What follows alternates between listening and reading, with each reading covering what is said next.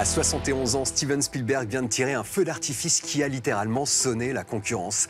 Ready Player One est tout à la fois une lettre d'amour aux jeux vidéo, une démonstration de la virtuosité de son auteur, un digest de la culture geek des années 80. Un pied dans le passé, une caméra virtuelle dans le futur. Spielberg est la mémoire du cinéma tout autant que son avenir. Si vous ne l'avez pas encore vu, courez-y et emmenez-y vos enfants. Des films populaires de cette trempe, on n'en voit pas tous les jours. Place au sommaire en images. Recharge, la confrérie des Avengers entame sa plus grande bataille. Penalty, Vanessa Guide va droit au but. Road Movie, Charlie taille la route.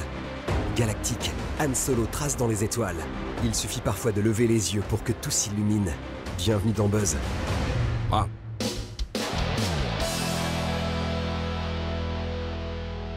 Quand les films français disent rire et fantasy, le cinéma américain dit road movie, soit Max Boublil et Vanessa Guide en héros progressistes de la comédie Comme des garçons.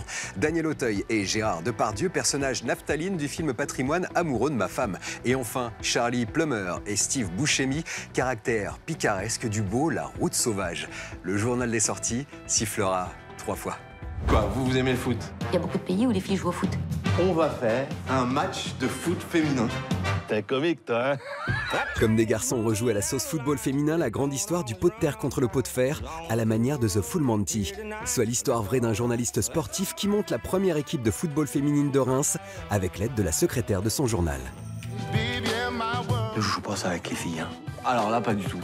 Mon entraîneur n'a pas de relation avec ses joueuses. Je vous ai mis sur la liste, hein, puisque vous aimez le football. Disons, Emmanuel cache bien son jeu. Fais ta photo, toi. Hein? Oui. Nous sommes en 1969, année érotique mais pas très féministe, et Comme des garçons parle de manière légère d'égalité entre les sexes, avec les brushings en hauteur du toujours épatant Max Boublil et Vanessa Guide, enfin dans un rôle à la mesure de son talent. On va changer de tactique.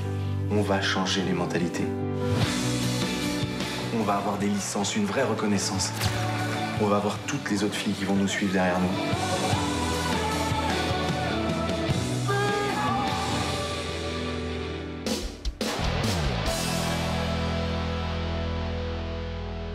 Daniel!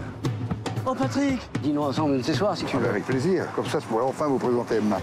Attends, t'es quand même pas en train de me dire qu'il va venir dîner ici avec sa nouvelle copine? Non, Mais Daniel, c'est ça? Alors que ce salaud vient de quitter ma meilleure amie sans aucun état d'âme? Ah! Daniel Auteuil passe à nouveau derrière la caméra après sa trilogie dans l'univers de Marcel Pagnol. Amoureux de ma femme le voit passer de la réalité au fantasme entre son épouse qui le connaît par cœur et la nouvelle copine de son meilleur ami, forcément belle et attirante comme la femme d'un autre, avec aussi Sandrine Kiberlin et Gérard Depardieu.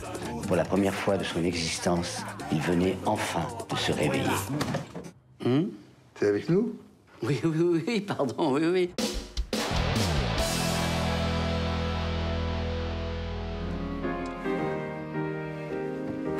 Hey, Pete. How you doing? Can't get attached to the horse. L'errance entre un jeune type à fleur de peau et son cheval, c'est le sujet de La Route sauvage, un road movie aussi racé qu'un pur sang. On y croise un éleveur de canassons qui a les traits de Steve Buscemi et un père à la ramasse qui va donner à son fils des envies d'ailleurs. So you're a runaway? No.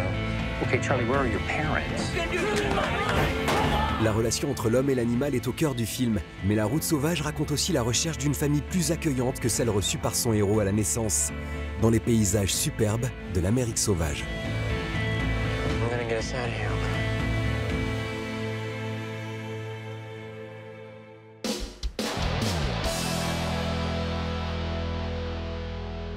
Un plus un font 68, soit le nombre stratosphérique de super-héros en action dans Avengers Infinity War, le projet All-Star de Marvel. En 10 ans depuis le premier Iron Man, c'est déjà le 19e film Marvel. Une prouesse appelée à durer, Infinity War devrait casser la baraque comme Black Panther il y a quelques semaines. Le Buzz vous invite à la plus grande réunion de super dudes jamais vue sur écran géant.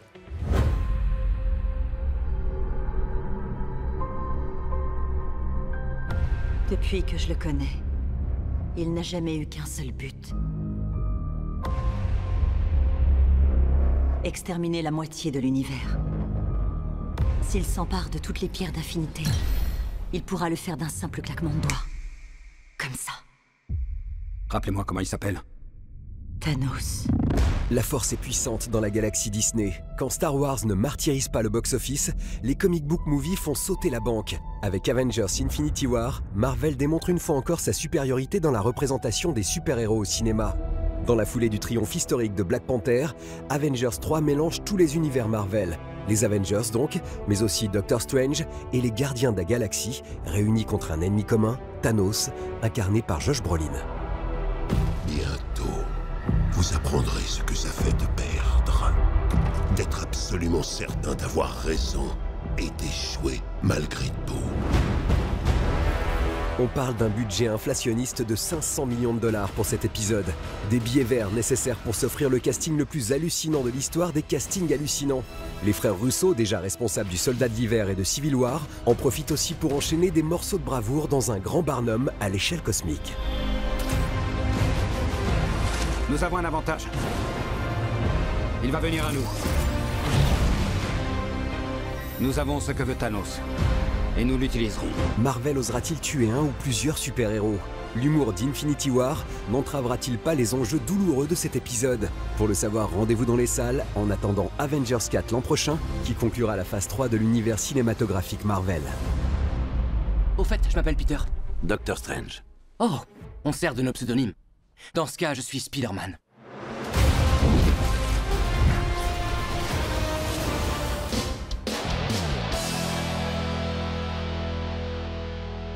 Solo, le spin-off consacré au contrebandier le plus célèbre de l'univers Star Wars, Han Solo, a connu de sérieux problèmes à l'allumage. Les réalisateurs Phil Lord et Chris Miller, virés en plein tournage par la gardienne du temple, la productrice Kathleen Kennedy. Le remplaçant d'Harrison Ford dans la peau d'Han Solo, repris en main par un coach en comédie après quelques jours de prise de vue, paraît-il chaotique. Ron Howard aura-t-il la main assez solide pour redresser le cap? On le saura le 23 mai. En attendant, je vous propose la nouvelle bande-annonce. Après quoi tu cours? La vengeance? L'argent? Ou est-ce que c'est autre chose? Si tu viens avec nous, t'as une grande carrière devant toi. Sois gentil, attache-toi mon grand. Si je peux te donner un conseil, pars du principe que tout le monde te trahira. Tu seras jamais déçu. Je sais pas pourquoi, mais je le sens bien. Depuis quand tu sais piloter? T'as 190 ans?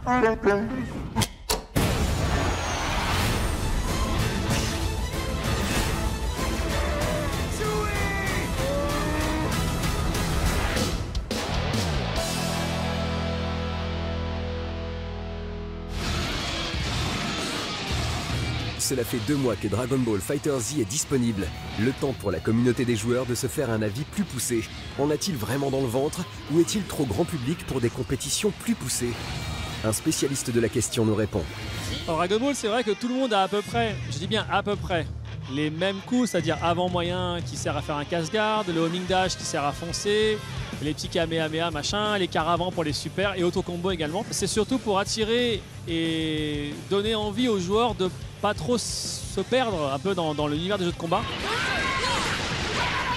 À haut niveau, c'est pas du tout rentable. Mais si tu veux progresser, tu vas sur le net, tu te régales un petit peu des vidéos de top joueurs et tu vois eux ce qu'ils font. Et quand tu regardes ce que font les tops et ce que font les débutants, c'est le jour et la nuit. Complètement. Je pense honnêtement quand même que le jeu va perdurer. Mais, il y a toujours un mais, il a perdu beaucoup de joueurs déjà. Beaucoup de joueurs sont partis, car c'est dur. C'est très dur à haut niveau. Dans tous les cas, on verra par la suite, mais j'espère vraiment que le jeu va perdurer.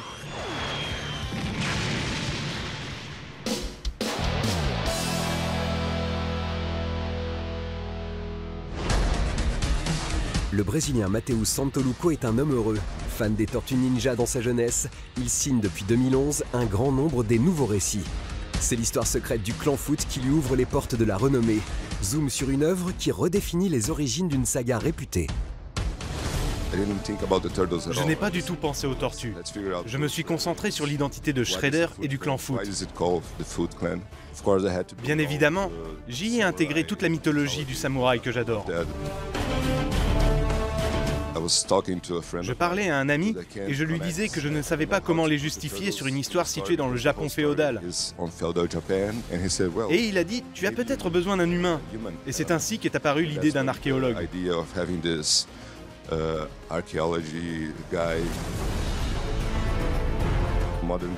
La modernité se définit par des lignes fines. Le Japon féodal est brossé avec plus de richesse.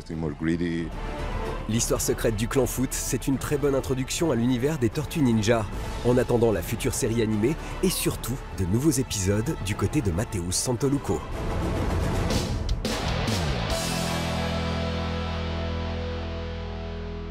Fantasy et SF, c'est du cinéma à la maison. Ce que tu désires, ce que tu penses, ce que tu ressens. Il y a quelque chose en toi qui fait que ça arrive. Thelma mérite une seconde chance en DVD après sa carrière confidentielle dans les salles. Dans ce film norvégien, une jeune fille douée de pouvoirs psychiques destructeurs tombe amoureuse de sa voisine de classe. Sous couvert de fantastique, Thelma évoque la religion, le sexe, la famille et le passage à l'âge adulte. Il y a quelque chose en toi, Thelma. Personne ne tente l'impossible sans croire en quelque chose de plus grand que lui-même. Nos ressources sont complètement épuisées. Dans 10 ans, la planète sera inhabitable.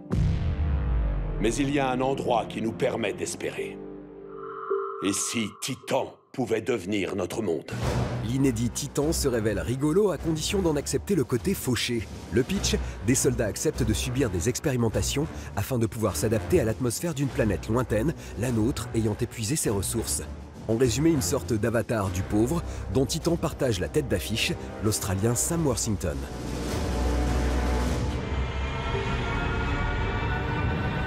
Avant de se quitter, on fait le point sur la photo finish. Ce beau gosse qui prend la pose flingue en avant, c'est bien sûr Harrison Ford, dans la peau du gentilvaurien Han Solo. Nous sommes en 1977 et les prouesses de la guerre des étoiles au box-office vont faire entrer Hollywood dans une nouvelle ère. 40 ans plus tard, Han Solo dégaine encore dans un film à sa gloire sous les traits d'un autre comédien, Alden Ehrenreich, dans un Star Wars qui va nous raconter la genèse du fameux contrebandier. Décidément, les vrais héros ont la peau dure. Clap de fin sur le buzz, à la semaine prochaine si le cœur vous en dit, et d'ici là, faites-vous une toile.